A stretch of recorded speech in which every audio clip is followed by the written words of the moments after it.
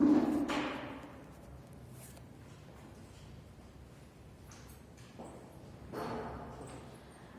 आप सभी को एसडीएनएसडी कॉलेज ऑफ एजुकेशन के ऑनलाइन स्टडी में आपका स्वागत है। आज हम करेंगे बीएड सेकेंड ईयर के इंग्लिश का टॉपिक जो है हमारा CCA continuous and comprehensive assessment. Continuous and comprehensive assessment के बारे में हमें जो हमारी पहली जो वीडियो आई थी जिसके बारे में मैंने आपको पूरा इसका मतलब क्या इसका अर्थ है कंटिन्यूअस एंड कॉम्प्रिहेंसिव असेसमेंट का यानी सतत एवं व्यापक मूल्यांकन का क्या हमारे कक्षा के अंदर इसका मतलब उद्देश्य रहता है, किस प्रकार का यह वर्क करता है, ये सब चीजें मैंने इससे प्रीवियस जो हमारी वीडियो थी हमने उसमें जाना था।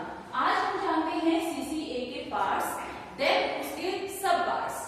ठीक है, तो आज हम कर रहे हैं सीसीए के पार्ट्स। सीसीए का पहला है continuous assessment and then comprehensive assessment. Continuous assessment नाम से पहले भी मैं बता चुकी हूँ, जो कि होता है हमारा सतत यानी लगातार चलने वाला मूल्यांकन। और कॉम्प्रिहेंसिव असेसमेंट क्या होता है? व्यापक यानी पूर्णतः विस्तार पूर्वक हम पूरे साल का जो विद्यार्थियों का मूल्यांकन करते हैं वो इस चीज के अंदर आता है। कंटिन्यूअस असेसमेंट के हमारे दो सब पार्ट्स हैं। पहला है लर्निंग और सेकंड है असेसमेंट पीरियोडिकली। पहला है लर्निंग यानी सीखना, दूसरा है असेसमेंट पीरियोडिकली यानी कुछ कुछ अंतराल के बाद किसी भी विद्यार्थी का या किसी भी चीज का मूल्यांकन करना, जो होता है हमारा असेसमेंट पीरियोडिकली। पहला क्या था? लर्निंग यानी सीखना, यानी कक्षा में विद्यार्थी क्या ग्रहण करता है, कितना ज्ञान ग्रहण करता है, क्या कुछ सीखता है, क्या एक्टिविटी सीखता है, कितना उसने लर्न किया है, कितना उसने लर्न करने की क्षमता है। दूसरा है असेसमेंट पीरियोडिकली, जो कि हम छोटे छोटे अंतराल में जैसे लेक्चर में या क्लास में एक पीरियड के अंदर हम टेस्ट ले लेते हैं विद्यार्थियों का, प्रश्न पूछने के बाद हम ओरली टेस्ट ले लेते हैं विद्यार्थियों का मूल्यांकन करने के लिए कि हमने जो पहले करवाया है उसमें विद्यार्थियों ने कितना ज्ञान ग्रहण किया है। या फिर हम यूनिट टेस्ट ले लेते हैं, जैसे कि हम लेते हैं वीकली टेस्ट ले लेते हैं। वीकली में एक हफ्ते के अंदर हमने जितना भी कार्य विद्यार्थियों को करवाया है, एक लेसन, दो लेसन या कंप्लीट फर्स्ट यूनिट, तो हम उसके बाद क्या है उसका टेस्ट ले लेते हैं। तो वो भी एक प्रकार का मूल्यांकन ही है। या फिर हम किसी एक्टिविटी से रिलेटेड उनका छोटा छोटा कोई मूल्यांकन ले सकते हैं, जैसे कि हम किसी भी सब्जेक्ट से ले लेते हैं या ब्लैक बोर्ड मूल्यांकन कर लेते हैं। विद्यार्थियों को बुलाते हैं टेस्ट के लिए कि आप एक क्वेश्चन आप यहाँ पे डाल दो और आप उसको बोर्ड पे ही सॉर्ट आउट करेंगे। जो हम छोटे छोटे जो इस तरीके से प्रश्न पूछते हैं या इस तरीके के जो टेस्ट लेते हैं वो हमारा असेसमेंट पीरियोडिकली के अंदर आता है। दूसरा हमारा है कॉम्प्रिहेंसिव असेसमेंट के सब पार्ट्स, जो कि है कोलेस्टिक एरिया एंड कोलेस्टिक एरिया। पहला है हमारा कोलेस्टिक एरिया यानी विद्वान क्षेत्र, दूसरा है हमारा कोलेस्टिक एरिया यानी सेमी विद्वानिक क्षेत्र। इसके अंतर्गत क्या आता है? फॉर्मेटिव और समेटिव। फॉर्मेटिव यानी औपचारिकता और समेटिव यानी कंप्लीट। इसके अंदर क्या है? हम छोटे छोटे अंतराल में ही विद्यार्थियों का टेस्ट लेते हैं। इंफॉर्मेटिव के अंदर क्या होता है? इसके अंदर इस प्रोसेस के अंदर enhancing learning performance of a student, यानी जो लर्निंग परफॉर्मेंस है विद्यार्थी की वो कितनी है throughout both formative and summative assessment के अंतर्गत क्या आती है। In this assessment it carried out, जो हमारी फॉर्मेटिव है इसमें क्या है? इन दिस असेसमेंट जो carried out daily to information during the formation of knowledge of the student for content and continue matter throughout the period या throughout the interval of time।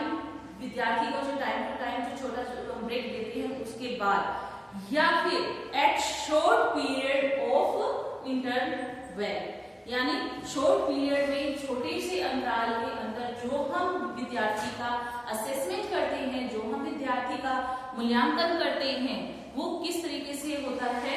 वो किस में आता है? हमारा फॉर्मेटिव में आता है, जो हम डेली रेगुलर बेस भी कर सकते हैं। दूसरा हमारा आता है समेटिव। समेटिव के अंदर क्या आता है? समेटिव में क्या होता है कि जो विद्यार्थी को करवा रहे हैं, इसमें जो है हम थोड़े थोड़े अंतराल में लेते हैं और इसमें जो है हम पूरे थ्रू आउट द ईयर विद्यार्थी को हमने क्या करवाया है और विद्यार्थी ने कितना सीखा है। थ्रू आउट द ईयर यानी होल पूरे साल के अंदर विद्यार्थी का जो एक सेशन कंप्लीट होता है उसके अंदर विद्यार्थी ने क्या कुछ सीखा है उसका मूल्यांकन हम करते हैं। वो हम एग्जाम के माध्यम से या प्रैक्टिकल के माध्यम से किसी भी तरीके से कर सकते हैं। इन शॉर्ट वे में this assessment is carried out at the end of the course in order to grade, to verify या सर्टिफाई और प्रमोट द अदर क्लास और नेक्स्ट क्लास। कि इस चीज का जो हम समेटिव जो हम असेसमेंट करते हैं विद्यार्थी का वो किस लिए करते हैं, ताकि विद्यार्थी जो है हम उसको ये प्रूव कर सके, हम उसको ये प्रूव दे सके कि हम उसको सर्टिफाइड कर सके कि वो नेक्स्ट कक्षा में प्रवेश करने के लिए तैयार हो चुका है। ठीक है, ये होते हैं हमारे ईयरली टेस्ट पे बेस, ईयरली टेस्ट पे बेस यानी एग्जाम पे बेस यानी प्रैक्टिकल पे बेस्ड ये होते हैं। ये हमारे सिंपल टेस्ट बेस्ड होते हैं जो हम रेगुलर भी ले सकते हैं, जो हम वीकली भी ले सकते हैं या 6 मंथ या 3 मंथ या यूनिट वाइज टेस्ट भी ले सकते हैं। आफ्टर दैट हम आते हैं हमारे कोपोलेस्टिक एरियाज की तरफ। कोपोलेस्टिक एरियाज के अंदर क्या आता है, यानी सह विद्वानता यानी जो हमारी एजुकेशन है, जो हमने सीखा है, जो हमने ग्रहण किया है, उन सबको और उसके साथ प्रयुक्त होने वाली जो चीजें हैं उस एरिया के अंदर, उस क्षेत्र के अंदर क्या मूल्यांकन हम कर सकते हैं। जैसे कि इसके अंदर ये हम बता सकते हैं कि लाइफ स्किल्स यानी हमारी जीवन शैली, जीवन शैली के अंदर बहुत सी चीजें आती हैं। हम क्या अपने डेली रूटीन में, डेली बेस में हम क्या चीजें प्रयुक्त करते हैं, हमारे अंदर किस किस चीज की डेवलपमेंट होनी चाहिए एजुकेशन के माध्यम से।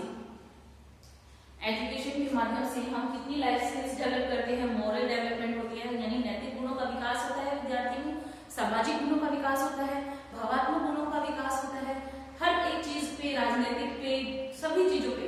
साइकोमोटर डिटेल होती है, डोमेन्स होती है, 3 डोमेन्स होते हैं, तीनों ही डेवलपमेंट किस चीज से होते हैं हमारे जो हमारे लाइफ स्किल्स के अंतर्गत आते हैं। तीनों प्रकार के डोमेन्स जो है वो होलिस्टिक एरिया से डेवलप होते हैं विद्यार्थी के अंदर।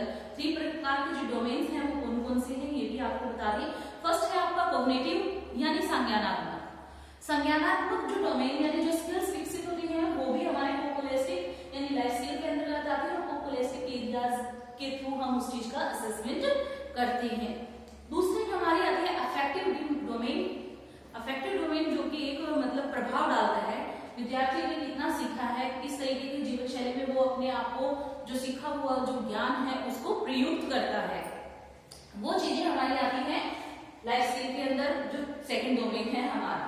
थर्ड डोमेन है हमारा साइकोमोटर यानी मनोगात्मक भी विद्यार्थी का क्या होता है, जो चीजें विद्यार्थी सीखता है उसकी अंडरस्टैंडिंग कितनी है, कंसेप्ट को क्लियर करने की या उसके विचारों की जो अंडरस्टैंडिंग है वो किसी की भाषा को, किसी के शब्दों को किस प्रकार समझता है और अपने जो विचार है वो किस प्रकार समझा सकता है।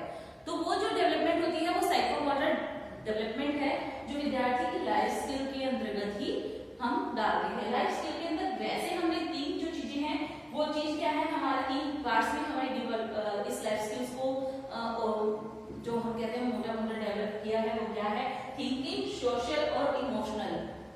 थिंकिंग यानी उसके विचार, विद्यार्थी में विचार किस प्रकार से विकसित किए जा सकते हैं। दूसरा है हमारा सोशल यानी सामाजिक डेवलपमेंट, उसका विद्यार्थियों का सामाजिक डेवलपमेंट कैसे होता है, वो यहाँ से स्कूली वातावरण से निकलकर बाहर जब जाता है या समाज से रूबरू होता है तो उसका व्यवहार कैसा रहता है, वो भाषा कैसे प्रयुक्त करता है, या उसका जो एक हम कहना भी हमें जो सीखा है कि जो विद्यार्थी है या जो आम इंसान है वो पहले जो है सामाजिक से जुड़ता है, समाज से जुड़ा होता है, समाज उसकी पहली प्रायोरिटी होती है। तो वो जो चीजें डेवलपमेंट होती है सामाजिकता के लिए वो जो है हम इसकी लाइफ स्किल्स के माध्यम से बच्चों में डेवलप करते हैं। थर्ड है हमारा इमोशनल यानी भावात्मकता का गुण विकसित करना। भावात्मक यानी हर एक विद्यार्थी, हर एक इंसान जो है वो भावात्मक यानी इमोशन से जुड़ा हुआ होता है, चाहे वो पेरेंटली चाहे वो अपने रिलेटिव से हो, चाहे वो टीचर से हो, या एक नेबर टू नेबर हो सकता है, या एक फ्रेंड टू फ्रेंड भी हो सकता है। तो वो सभी जो इमोशंस हैं वो डेवलपमेंट भी एक एजुकेशन के माध्यम से करते हैं, और उन्हीं चीजों का डेवलपमेंट का जो हमारा एक जो एरिया बनता है वो कोलेस्टिक एरिया बनता है, जिसको हम इन 3 माध्यम को नजर रख करके हम उस बच्चे की असेसमेंट करते हैं, जिसमें विद्यार्थी के सोचने की क्षमता, विद्यार्थी सामाजिक कितना है, या विद्यार्थी के भावात्मक गुण कितने विकसित हुए हैं। That is called coscholastic areas and life skills part. इसके अंतर्गत हम एक और चीज है जो हम कहना चाहेंगे कि सीसीए के अंदर और क्या हो सकता है। सीसीए के अंदर इसके कुछ बेनिफिट्स भी होते हैं। मेमोरीज को डीएम्फेसिस करता है। डीएम्फेसिस का मतलब होता है जोर देना, यानी उनकी स्मरण शक्ति पर कितना वो जोर दे रहे हैं। दूसरा है इसके कुछ चैलेंजेस हैं, जैसे लार्ज क्लास स्ट्रेंथ।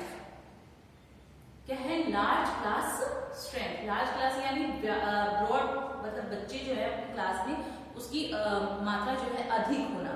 सेकंड जो है ये तब डेवलपमेंट कम होता है जब अगर क्लास में बच्चों की मात्रा जो है वो ज्यादा हो, स्ट्रेंथ ज्यादा हो। क्या होता है इसमें टीचर्स जो है वो एक एक विद्यार्थी के मतलब मूल्यांकन नहीं कर पाता क्लास के अंदर, तो वो अपने मतलब स्टडी मटेरियल में जितना ध्यान दे सकता है उतना सभी विद्यार्थियों के मूल्यांकन पर उस टाइम पे नहीं दे सकता जब क्लास में विद्यार्थियों की मात्रा अधिक होगी। क्लास में स्ट्रेंथ जो है वो इतनी होनी चाहिए कि एक टीचर जो है वो आसानी से विद्यार्थियों का टाइम टू टाइम असेसमेंट या इवेल्युएशन कर सके। Second thing is diverting of learner, diversity of learners. Diversity का मतलब होता है अगर सीखने वाला लर्नर है उसकी जो सीखने की क्षमता है उसको निखारना एक अध्यापक की जो है वो फर्स्ट ड्यूटी बनती है कि वो जो है उसकी डाइवर्सिटी, उसके माइंड की डाइवर्सिटी करे और उसको लर्नर प्रोसेस के अंदर मतलब उसको ऊपर उठाए कि वो कितना करना है। वो एक बिग चैलेंज है एक टीचर के लिए कि विद्यार्थी को किस तरीके से डाइवर्ट किया जाए लर्निंग प्रोसेस के लिए। Third one is teaching learning resources. Teaching learning resources के अंतर्गत जो हम टीचिंग के लिए, जो हम अध्यापन के लिए या जो हम प्रोसेस निभा रहे हैं, टीचिंग लर्निंग प्रोसेस जो होता है, टीचिंग लर्निंग प्रोसेस के अंदर जो हमें चाहिए, जो हमें रिसोर्सेज चाहिए वो हमारे पास अवेलेबल कंप्लीट नहीं हो पाते, तो हम उसकी मतलब कमी के कारण भी हम जो एक चैलेंज एक्सेप्ट करते हैं कि इस चीज को हम कैसे डिफाइन करें या किस तरीके से हम विद्यार्थी को अच्छे से अच्छा सिखा सकते हैं। Fourth one is switching from CCA to traditional assessment in higher class. हम इनको हायर क्लास के अंदर सीसीए का जो प्रयोग किया जाता है उसको स्विच करते हैं, उसको ऑन करके देखें तो ये हम हायर क्लास के बच्चों के लिए बहुत मतलब ज्यादा जरूरी हो जाता है ताकि विद्यार्थी के अंदर का जो ग्रहण किया गया ज्ञान है वो किस तरीके से हम निकाल करके हमें ये पता चले इस विद्यार्थी के अंदर इतना मतलब ज्ञान इकट्ठा हुआ है, उसने कुछ सीखा है, तो वो हाई क्लास के अंदर हम ज्यादा इजीली उस चीज को इवेल्युएट कर सकते हैं बजाय हम शॉर्ट क्लासेस या छोटे बच्चों की क्लासेस के according. Last one is high pupil teacher ratio, यानी हाई प्यूपल टीचर रेशो यानी अध्यापक और टीचर के मध्य का अनुपात। ये बहुत एक अहम पॉइंट है जो मोस्ट ऑफ चैलेंजेस हमारे सामने आता है। वो क्या है कि टीचर और स्टूडेंट रेशियो जो सीखने वाला है पीपल का या जो टीचर है वो उनका जो रेशियो प्रोपोर्शन होता है वो 3:1 होता है। कितना होता है? 3:1, यानी strength 3 teacher 1। That is the main challenge of a teacher कि अगर स्ट्रेंथ ज्यादा होगी तो बच्चों का इवैल्यूएट करना पॉसिबल कम हो जाता है, ना नहीं होता बट कम हो जाता है। उसके बाद इसके कुछ बेनिफिट्स भी हैं, बेनिफिट्स ऑफ सीसीए। इनका जो है अगर हम कुछ इसकी चैलेंजेस, कुछ इसकी फीडबैक अगर हम दें तो इसमें कुछ बेनिफिट भी है। अगर विद्यार्थी को टाइम टू टाइम अगर हम इवैल्यूएशन करते हैं तो इससे जो है विद्यार्थी भी सतर्क रहता है। विद्यार्थी जो है वो अपने आप को उस चीज के लिए पहले ही तैयार करता है कि अब उसका जो इवैल्यूएशन होने वाला है, वो जो असेसमेंट होने वाली है, जो टीचर के थ्रू उसका जो ऑब्जर्वेशन होने वाली है, उस चीज के लिए विद्यार्थी विद्यार्थी जो है वो पहले से ही रेडी हो जाता है। दूसरा है इसमें पीरियडिकली होता है, तो विद्यार्थी को टाइम मिलता रहता है कि वो अपने आप को इस चीज के साथ कैसे समावेश कर सकता है, कैसे उसको एक दूसरे के साथ कंबाइन कर सकता है, कि उसको इन चीजों को सीखना है, डे टू डे सीखना है, तो कैसे, और इनका थोड़े बाद आपका असेसमेंट होने वाला है, तो उसको और बेहतर तरीके से आप कैसे कर सकते हैं। और ये जो हमारा एरिया है कोलेस्टिक एरिया, फॉर्मेटिव और समेटिव, जिसका मैंने बताया है, जो ईयरली और यूनिट वाइज या वीकली जो हमारा है, इस पोर्शन के अंतर्गत तो हम पहले ही सब कुछ कर सकते हैं, लेकिन इस चीज को डेवलप करता है डे टू डे एक्सपीरियंस जो है इस चीज को असेस करता है। एक टीचर जो है वो जब क्लास के अंदर एंट्री लेता है तो वो विद्यार्थियों का इवैल्यूएशन उसी टाइम करना शुरू कर देता है, और उसके बाद क्लास ओवर होने तक विद्यार्थियों का मूल्यांकन जारी रहता है, जिसमें विद्यार्थियों का सोचने का, वो विद्यार्थी क्या सोचते हैं, वो विद्यार्थी कितने सामाजिक है, अपने ग्रुप के साथ, एक दूसरे के सहपाठियों के साथ कितना है वो आता है, और उसके भावात्मक गुणों का विकास कितना हुआ है। तो आज का हमारा टॉपिक यही कंप्लीट होता है। इसको हम आगे इसके कुछ ऑब्जेक्टिव्स भी हैं जिनको हम नेक्स्ट वीडियो में कंप्लीट करेंगे। आज के लिए इतना ही। घर पर रहें, स्वस्थ रहें, सुरक्षित रहें। धन्यवाद।